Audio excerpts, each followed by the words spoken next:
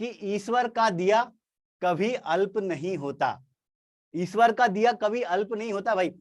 कल एक स्टूडेंट का मेरे पास फोन आया, बड़ा अच्छा स्टूडेंट है, अच्छी तैयारी कर रहा था। सर बोला कि सर मैंने फॉर्म भर दिया है, लेकिन इस बार पता नहीं क्यों तैयारी नहीं हो रही, मतलब मन नहीं लग रहा पढ़ाई करने में। मैंने कहा क्यों नहीं लग रहा भाई पढ़ाई करने में मन?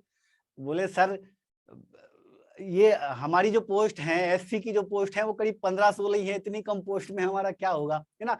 तो ये इस तरह की जो बातें होती हैं, इस तरह की जो चीजें होती हैं, ये हमको थोड़ा सा नेगेटिव थॉट लाती हैं। और जब भी नेगेटिविटी हमारी माइंड में आती है तो जो तैयारी हमें करना चाहिए, जिस मजबूती के साथ हमें पढ़ाई करना चाहिए, उतनी तैयारी हमारी नहीं हो पाती। भाई ये इस तरह की जो नेगेटिव थॉट है ना, ये आपको दिमाग में बिल्कुल भी नहीं लाना है। अब देखो पिछला, इससे पहले वाला जो व्यापम था, ईएसबी का जो एग्जाम था, उसमें बहुत ही कम पोस्ट थी, करीब 32 पोस्ट थी। तो कुछ स्टूडेंट ने उस टाइम पे मनोबल तोड़ दिया था, लेकिन जिन्होंने उस टाइम पे भी मनोबल रखा था, उनके लिए ये वाला जो एग्जाम है वो बहुत फायदेमंद रहेगा, क्योंकि उन्होंने पिछली बार 2-3 महीने तैयारी की, और 2-3 महीने तैयारी करने के बाद अब जब एग्जाम निकल के आया तो वो तैयारी अब उनके काम आ जाएगी, है ना। तो ईश्वर ने, ऊपर वाले ने आपके लिए क्या रच रखा है ये ऊपर वाला जानता है। हो सकता है भाई आपके लिए पोस्ट कम है, और इस बार भी हो सकता है ना हो पाए, है ना। मैं भले ही कहूंगा अपनी तरफ से, तो मैं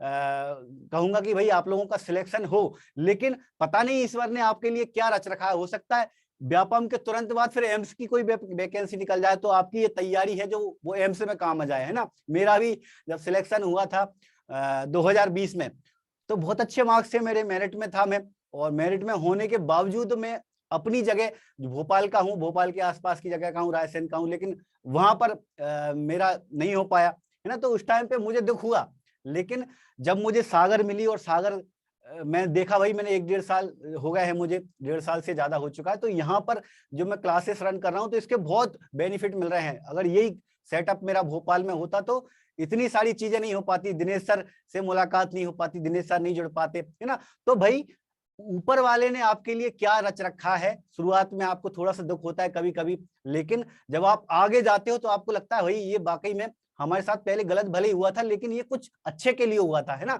तो आपके मन में बिल्कुल भी आपको इस तरह की चीजें नहीं लाना है, नेगेटिविटी बिल्कुल नहीं लाना है। कोई सी भी कैटेगरी की हो, भले ईडब्ल्यूएस की पोस्ट ज्यादा है, एससी एसटी की थोड़ी कम है, लेकिन जितनी भी है आप तो मन में ये एक बात बिठा के रखो, भाई 15 पोस्ट है तो क्या हुआ, मेरी उसमें से एक पोस्ट है ना। तो मुझे बिल्कुल दमदारी के साथ पढ़ाई करना है। तो क्या कह रही भाई हमारी शायरी, कि ईश्वर का दिया कभी अल्प नहीं होता, और जो टूट जाए वो संकल्प नहीं होता, है ना।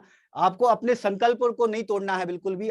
एक बार के प्रयास में नहीं होगा, 2 बार में होगा, दूसरी बार में नहीं होगा, तीसरी बार में होगा, लेकिन होगा जरूर, 100% होगा। ईश्वर का दिया कभी अल्प नहीं होता, जो टूट जाए वो संकल्प नहीं होता। और हार को लक्ष्य से दूर ही रखना मेरे दोस्त, हार को लक्ष्य से दूर ही रखना मेरे दोस्त, क्योंकि जीत का कोई विकल्प नहीं होता, जीत का कोई भी विकल्प नहीं होता। भाई अच्छे से तैयारी करना है आपको, दमदारी से तैयारी करना है। सर मैं कुछ दिन बाहर था, आमीन ने लिखा, मुझे आप बस